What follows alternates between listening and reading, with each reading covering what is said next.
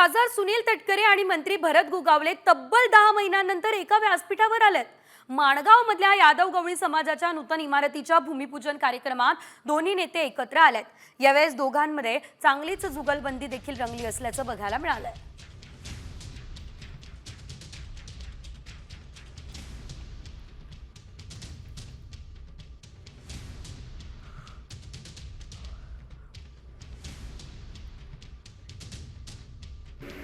भरत शेठचे आभार मानलेच पाहिजेत। हे सारखे मगापासून गरीबाचा शेठ सारखं बोलत आले। हा गरीबाचा शेठ आणि आम्ही कसले आहोत ते मला काय कळलं नाही। आम्ही गरीबाची सेवा केल्याशिवाय 45 वर्ष पुढे गेलो काय गरीबाचे शेठ आम्ही काय अमान्य कधी केलंच नाही।